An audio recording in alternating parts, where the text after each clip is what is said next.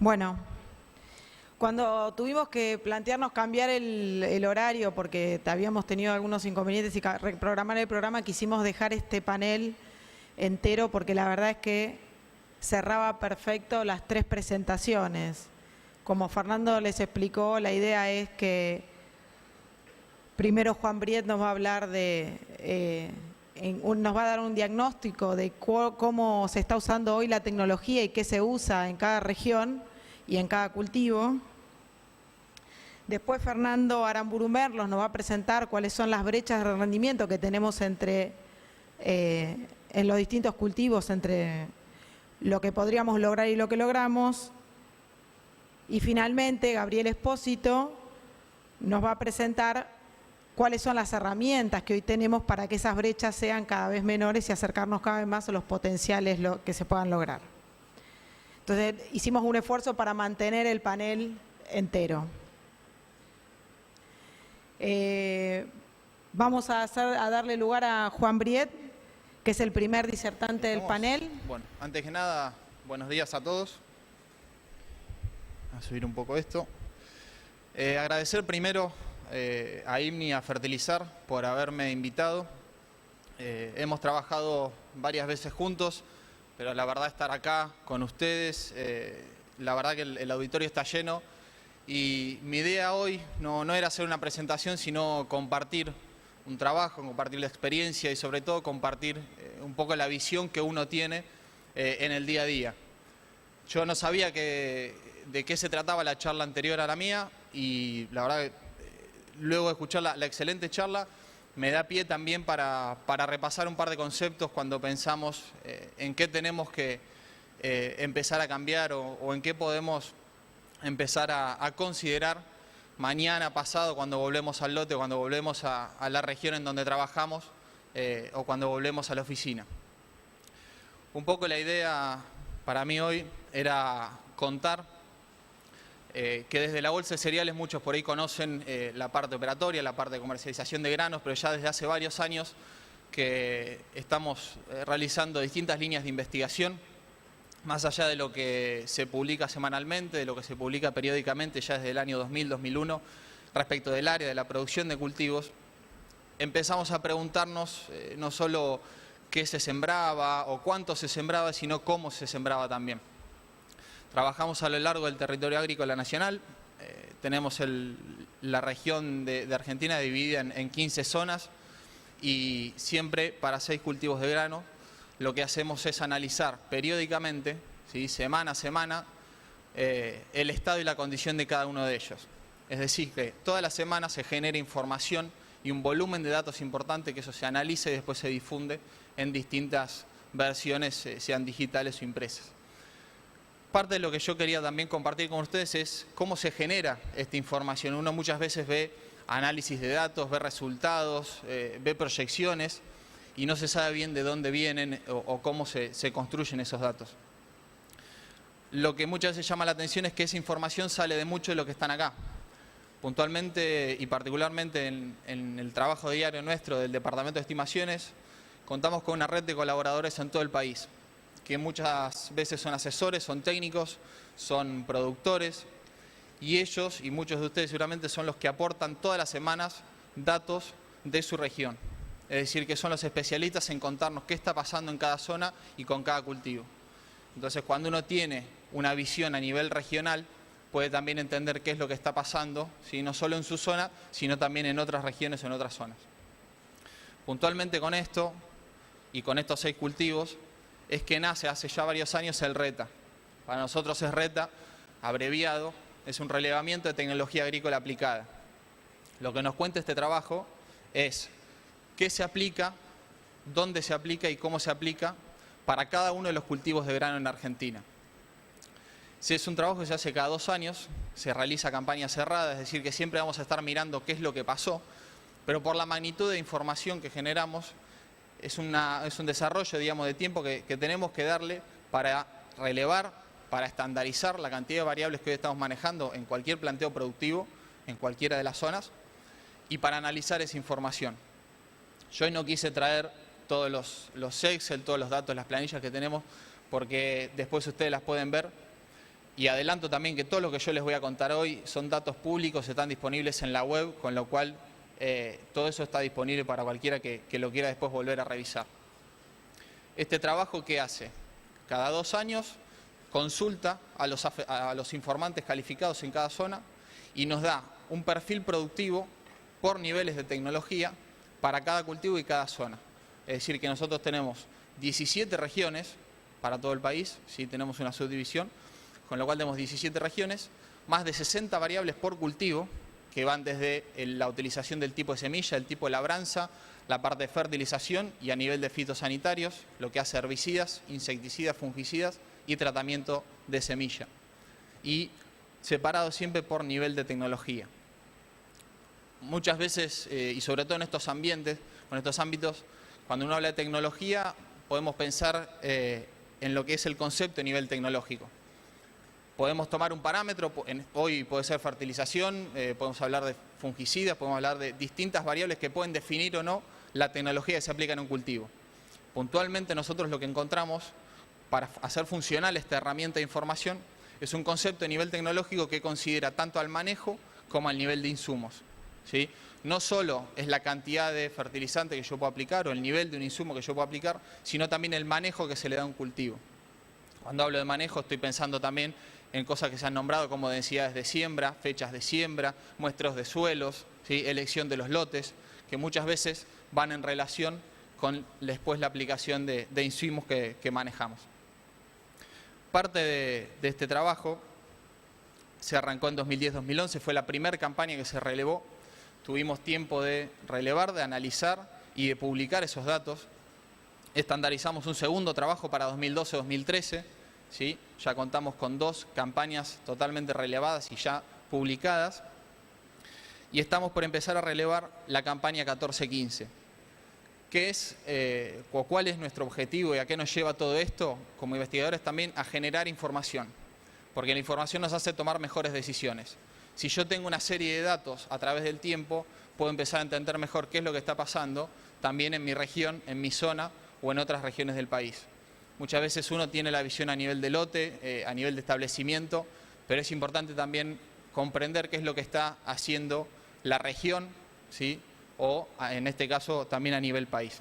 Con lo cual la idea de esto es seguir relevando cada 2 años la situación tecnológica del país y seguir mejorando esta herramienta para que pueda seguir siendo un aporte. Puntualmente, lo que yo les contaba y yendo ya a los resultados de lo que son 2 campañas que ya tenemos relevadas, vamos a mirar para atrás lo que es la campaña 2010-2011 y la 12-13. Pensamos en lo que es aplicación de tecnología y llegamos a esta foto. Para esa campaña puntual en Argentina, el 47% de la producción se realizó con nivel de tecnología alto. Un 42% fue con nivel medio y apenas un 11% fue con nivel bajo. Acá estamos considerando el área sembrada de esa campaña con los 6 cultivos principales de grano. Es decir, que ahí tenemos un reflejo que fue la producción para ese año. Pero lejos de quedarnos con una foto, podemos empezar a mirar qué es lo que pasa con un segundo relevamiento. Fíjense cómo el nivel alto de tecnología tiene una caída. Se aplicó menor nivel tecnológico alto en un 10%. Parte de ese 10% que pierde la alta tecnología pasa mayormente a nivel medio. Es decir, que productores que estaban trabajando con niveles altos de tecnología disminuyen sus planteos y se van mayormente a niveles medios de tecnología. También se incrementa el nivel bajo, ¿sí? Entonces, cuando uno empieza a pensar qué es lo que hace en su zona, qué es lo que asesora, qué es lo que produce en su campo, y ve cómo se refleja eso en la producción nacional, en la producción regional, tiene otro compromiso también y otra visión. Muchas veces nos ayuda a entender dónde estamos parados. Lo mismo lo podemos mostrar en un eje de adopción de tecnología para cada uno de los cultivos. Yo les contaba que son los 6 cultivos principales y con los datos para la campaña 12-13 podemos ver la variación que tiene en cada cultivo. Si yo miro la adopción que hace, por ejemplo en soja, se ve que un 35% de la producción se realizó con nivel de tecnología alta. El trigo es uno de los cultivos mayor nivel tecnológico bajo, adopta, ¿sí? Y esto se ha mantenido en los 2 años, inclusive ha tenido una variación mayor en la segunda campaña relevada. Maíz, junto con la cebada, son 2 de los cultivos mayor tecnología alta, están adoptando. Y girasol generalmente tiende a planteos estándar, ¿sí? De tecnología media. cuando uno analiza el área sembrada en cada una de las regiones y los planteos que se identifican en cada una de ellas a nivel nacional, tiende a planteos medios, de tecnología media. Yo puedo también contar esto mismo, pero llevado a lo que es una variación. Si analizamos la variación entre campañas, ¿sí?, como puntos porcentuales y por cultivo, vemos qué es lo que pasó en soja. Obviamente el peso relativo que tiene un cultivo como la soja en nuestro país tiende a reflejar mucho lo que pasa después con la distribución de tecnología a nivel nacional. 11 puntos de caída tuvo la soja entre las campañas 10-11 y 12-13 en lo que hace a alta tecnología. Sin embargo, fíjense cómo eso se trasladó a niveles medios y en parte también a nivel bajo. El trigo, recuerdan que era el que mayor uso hacía de niveles bajos, ¿sí?, de baja tecnología. Fíjense cómo esto se acentúa de una campaña a la otra. Es decir, que esa baja tecnología continuó creciendo en la adopción a nivel de productor. Y directamente se traslada de puntos de alta tecnología, pasan a baja. En maíz, el cultivo que mayor adopta a nivel de tecnología, se traslada homogéneamente, tanto a niveles medios como a niveles bajos, ¿sí? Ahí empiezan las diferencias entre cultivo y las respuestas que se encuentran a nivel de productor para lo que es el uso de los distintos planteos. En girasol, como les contaba, ¿sí?, fíjense cómo esos 8 puntos de caída de alta tecnología y también sumados a 5 de baja, pasan a ser niveles medios, ¿sí? O sea, se tiende a una agricultura en girasol más defensiva. El sorgo también presenta niveles de caída de 10%, de 10 puntos porcentuales, pasando a niveles medios. Y fíjense la cebada, que fue la que mayor caída tuvo a nivel nacional. Si ustedes ven el mismo gráfico, digamos, se abstraen un poco, ven que la caída de alta tecnología es clara y obviamente pesa mucho más por el área sembrada de cada cultivo. Esto es un poco lo que refleja el concepto, ¿sí?, de niveles tecnológicos, de tecnología que engloba tanto a los insumos que se le aplican como al manejo. Podemos tener una foto de lo que está pasando, por lo menos empezar a ver una serie de lo que viene pasando.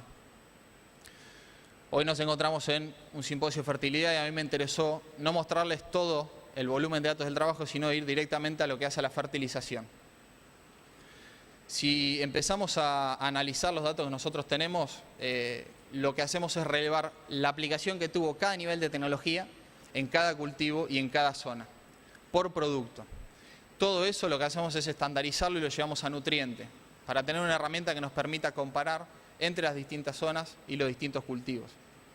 Esto lo que nos permite también es entender, muchas veces si hablamos de una tecnología alta en una región, no representa lo mismo en otra zona, ¿sí? No es lo mismo fertilizar con una dosis de fósforo en zona núcleo que en el Chaco o en el sudeste de Buenos Aires. Por eso es importante entender que cuando hablamos de tecnologías, por lo menos de nivel tecnológico, estamos siendo relativos a cada región y entendiendo el manejo dentro de esa zona. En lo que hace a fertilización, podemos mapear de esta forma lo que son dosis de aplicación de nitrógeno y tomando en este caso el ejemplo de maíz. Cuando ustedes ven colores más intensos, significan dosis más altas de aplicación de nutriente. Acá no estamos trabajando con áreas, sino con dosis de aplicación.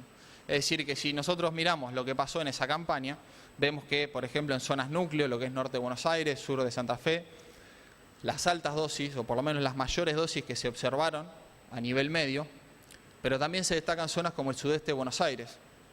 Uno podría pensar que en el sudeste de Buenos Aires la superficie maicera no es tan considerable a nivel nacional, pero sí lo están siendo los manejos y sí lo está haciendo la tecnología para maíz en esa zona.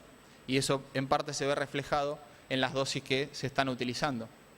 Fíjense, por ejemplo, como el norte del país también, con colores más claros, está mostrando dosis muy inferiores de aplicación para esa misma campaña.